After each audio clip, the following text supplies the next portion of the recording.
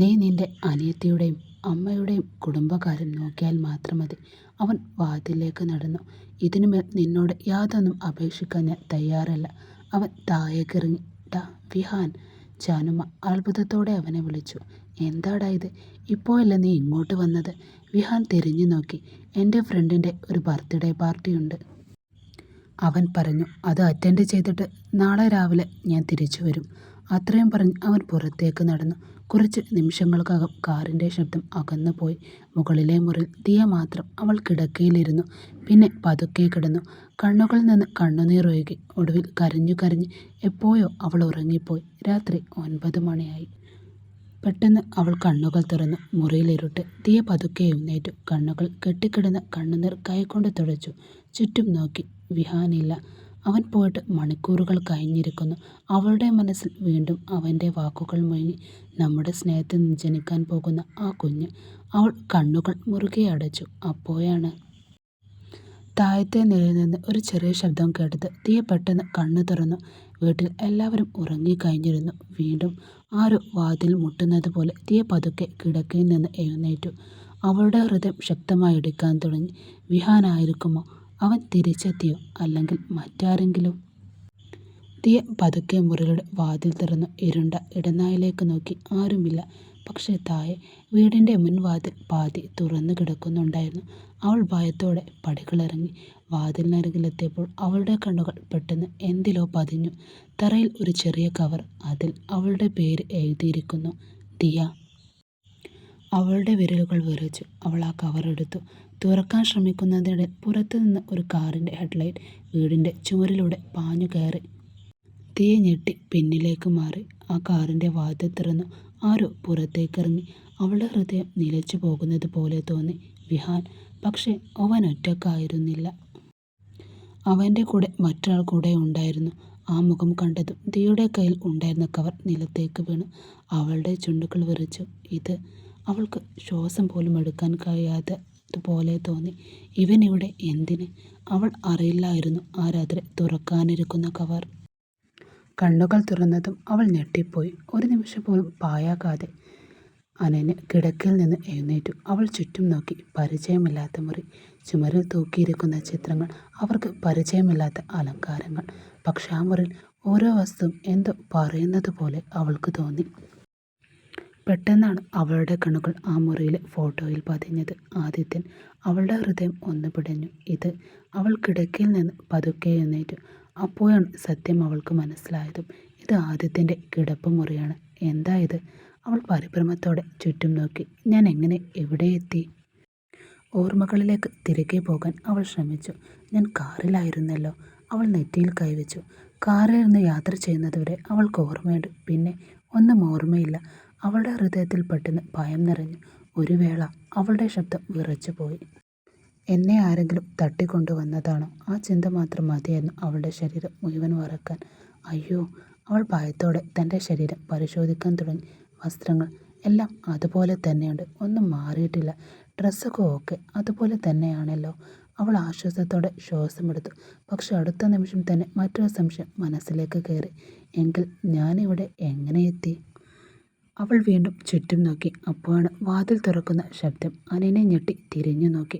വാതിൽക്കലത് ആദിത്യൻ. അവനെ കണ്ടതും അവൾ കിടക്കയിൽ നിന്ന് പെട്ടെന്ന് എഴുന്നേറ്റു. സാർ. അവളുടെ ശബ്ദത്തിൽ ആകാംക്ഷയും ഭയവും ഒരുപോലെ ഉണ്ടായിരുന്നു. കാറിൽ നിന്ന് വരുമ്പോൾ ഞാൻ ഉറങ്ങിപ്പോയിരുന്നു. ആദിത്യൻ ഒന്നും പറയാതെ അവളെ ഒന്ന് നോക്കി. നിങ്ങൾ തന്നെയാണോ എന്നെ ഇവിടെ എടുത്തു കൊണ്ടുവന്നത്? ഇവിടെ കിടത്തിയതും? അവൾ സംശയത്തോടെ ചോദിച്ചു. ആദിത്യൻ പെട്ടെന്ന് തൻ്റെ കൈകൾ രണ്ടും ഞെട്ടിച്ചു. സത്യം പറയാമല്ലോ അനന്യ. അവൻ ദയനീയമായി മുഖം ചുളിച്ചു. എൻ്റെ ശരീരമൊക്കെ എന്ത് വേദന എടുക്കുന്നെന്ന് അറിയാമോ നിനക്ക്? അനന്യ കണ്ണുകൾ വലുതാക്കി. എൻ്റെ ശരീരമോ വേദനിക്കുന്നത്? അവൾ തൻ്റെ ശരീരത്തിലേക്ക് നോക്കി. ഏയ്. അവൾ പൂർണ്ണ നിഷ്കളങ്കതയോടെ ചോദിച്ചു. ഞാൻ അത്രമാത്രം ഭാരമുള്ളവളായിരുന്നു? ആദിത്യൻ അവളെ നോക്കി കണ്ണും വീഴ്ച്ചു. ഒരു നിമിഷം കഴിഞ്ഞപ്പോൾ അവൻ്റെ മുഖത്ത് അവിശ്വാസം നിറഞ്ഞു. എന്താടി? അവൻ തലയിൽ കൈവച്ചു. അപ്പോൾ അന്ന് നടന്നതൊന്നും നിനക്ക് ഓർമ്മയില്ലേ? അത് കേട്ടതും അനന്യയുടെ നെറ്റി ചുളിഞ്ഞുപോയി. എന്ത് നടന്നു? അവൾ ആശയക്കുഴപ്പത്തോടെ അവനോട് ചോദിച്ചു. പറയേ. അവൾ അവൻ്റെ അരികിലേക്ക് വന്നു. എന്താ സംഭവിച്ചിട്ടുണ്ടാവുക? ആദിത്യൻ അവളെ കുറച്ചു നേരം നോക്കി നിന്നു. പിന്നെ അവൾ ഗൗരവത്തോടെ ചോദിച്ചു, അനന്യ. അവൻ്റെ ശബ്ദം താഴ്ന്നു. നമ്മളിവിടേക്ക് വന്നതും അവൻ നിർത്തി. എനിക്കും നിനക്കും ഇടയിലുള്ള ഫസ്റ്റ് നൈറ്റ് കഴിഞ്ഞതൊന്നും നിനക്ക് ഓർമ്മയില്ലേടി? ആ വാക്കുകൾ കേട്ട നിമിഷം അനന്യൻ്റെ മുഖത്തെ രക്തം മുഴുവൻ വറ്റിപ്പോയി. എന്ത്? അവൾ പിന്നിലേക്കൊന്ന് മാറി. അയ്യോ! അവളുടെ കണ്ണുകൾ നിറഞ്ഞു. എന്നെ നിങ്ങൾ എന്താ ചെയ്തത്? അവൾ കരയാൻ തുടങ്ങി. ആദിത്യൻ്റെ ചുണ്ടിൻ്റെ കുളിൽ ഒരു ചെറു പുഞ്ചിരി വിരിഞ്ഞു. അവളുടെ മുഖഭാവം കണ്ടപ്പോൾ ചിരിയടക്കാൻ അവന് ബുദ്ധിമുട്ടായി. ഒരു ഭർത്താവിൻ്റെ ഭാര്യയോട് എന്താണോ ചെയ്യേണ്ടത് അവൻ പതുക്കെ പറഞ്ഞു. അത് തന്നെയാണ് ഞാൻ നിന്നോട് ചെയ്തതും. അനന്യയുടെ കണ്ണുകൾ വീണ്ടും നിറഞ്ഞു. ഇതിനിപ്പോൾ നീ എന്താണ് ഇങ്ങനെ പതറുന്നത്? അവൻ സ്വാഭാവികമായി പറഞ്ഞു. ശരി ശരി. അവൻ കൈകൾ കൊണ്ട് കുളിമുറിയിലേക്ക് ചൂണ്ടി. എഴുന്നേറ്റ് പോയി കുളിച്ച് നീ ഡ്രസ്സ് മാറി വാ. അനന്യ പെട്ടെന്ന് തൻ്റെ വസ്ത്രങ്ങളിലേക്ക് നോക്കി. പക്ഷേ അവൾ സംശയത്തോടെ അവനെ നോക്കി. കുളിച്ചിട്ടാണെങ്കിൽ എൻ്റെ ഡ്രസ്സ് എങ്ങനെയാണ് അഴിയാതെ ഇതുപോലെ തന്നെ ഇരിക്കുന്നത്? ആദ്യത്തിനൊന്ന് കണ്ണ് ചെമ്മി. പിന്നെങ്ങനെ? അവൾ വീണ്ടും ചോദിച്ചു. നീ നന്നായി വിയർത്തിരുന്നു. ഞാനതെല്ലാം റിഫ്രഷ് ചെയ്തു. അവൻ വളരെ സ്വാഭാവികമായ രീതിയിൽ പറഞ്ഞു. ജോലി കഴിഞ്ഞിട്ട് ശേഷം നിന്റെ ഡ്രസ്സ് ഞാൻ മാറ്റി തന്നിട്ട് ഞാനും കുളിച്ച് ഫ്രഷ് ആയതാണ്. അനന്യ വായും പൊളിച്ച് അവനെ നോക്കി. ആദ്യത്തെ ചിരിയടക്കി. നീ? അവനൊന്ന് നിർത്തി. വേണ്ടെന്ന് വെച്ചതാണ്. അവൻ തിരിഞ്ഞു നിന്നു. ശരി, പോയി കുളിച്ചിട്ട് വാ.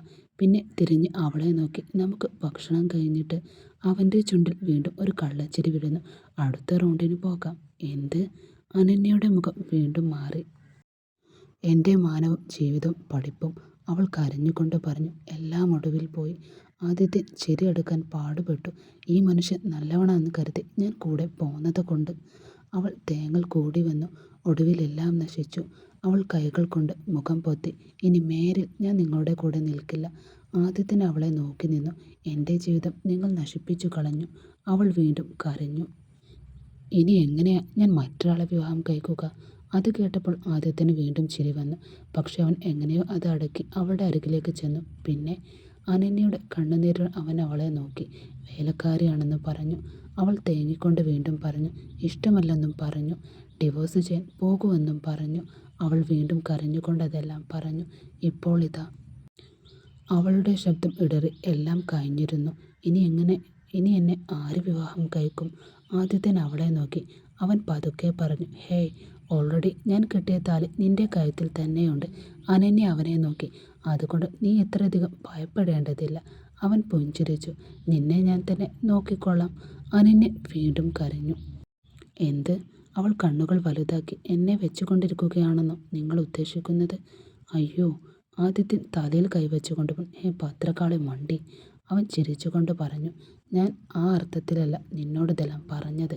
അവളുടെ കണ്ണുകളിലേക്ക് നോക്കിയവൻ പതുക്കെ പറഞ്ഞു. നിന്നെ ലൈഫ് ലോങ് എൻ്റെ ഭാര്യ കൂടെ കൂട്ടാമെന്നാ ഞാൻ പറഞ്ഞത്. അവൻ്റെ ശബ്ദത്തിൽ ഇത്തവണ കളിയില്ലായിരുന്നു. എൻ്റെ ജീവിതമേ. പക്ഷെ അനന്യയുടെ ഭയം മാറിയില്ല. ഞാൻ പോലീസിൽ പരാതിപ്പെടാൻ പോവുക. അവൾ ദേഷ്യത്തോടെ എഴുന്നേറ്റു. ആദ്യത്തെ ഞെട്ടിപ്പോയി. എന്താടി നീ പറഞ്ഞ്? ഇനി ഈ പൊട്ടി ഇതും ചെയ്യുമോ? അവൻ അവളെ നോക്കി. സ്വന്തം ഭർത്താവിൻ്റെ മേൽ തന്നെ പോയി റേപ്പ് കേസ് കൊടുക്കാൻ പോവുകയാണോ ഡീൻ? പിന്നെ അനന്യ കണ്ണുനീർ തുടച്ചുകൊണ്ട് പറഞ്ഞു. കെട്ടിയ ഭാര്യയാണെങ്കിൽ റേപ്പ് ചെയ്താൽ കേസ് കൊടുക്കണം.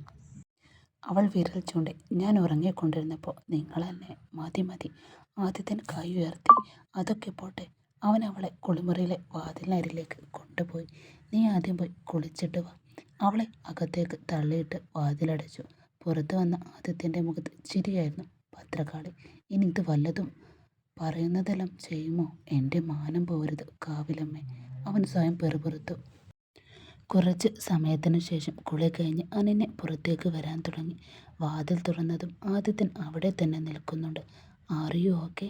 അവൻ അവളെ നോക്കി. നീ നല്ല ടയേർഡായിട്ടുണ്ടാകും. അനന്യ അവനെ സംശയത്തോടെ നോക്കി. വാ. അവൻ താഴേക്ക് പോകാൻ തിരിഞ്ഞു. നമുക്ക് ഭക്ഷണം കഴിച്ചിട്ട്. അവൻ ചിരിച്ചു. അടുത്ത റൗണ്ടിന് പോകാം. വേണ്ട. അനന്യ അവനെ തള്ളി മാറ്റി. എനിക്കൊന്നും വേണ്ട. അവൾ ഓടിപ്പോയി. അടുത്ത് അവളുടെ മുറിയിലേക്ക് കയറി വാതിലടച്ചു. അകത്തുനിന്ന് ലോക്ക് ചെയ്തു. ആദിത്യൻ വാതിലിന് മുന്നിൽ നിന്ന് അവനൊന്ന് ഊറിച്ചിരിച്ചു.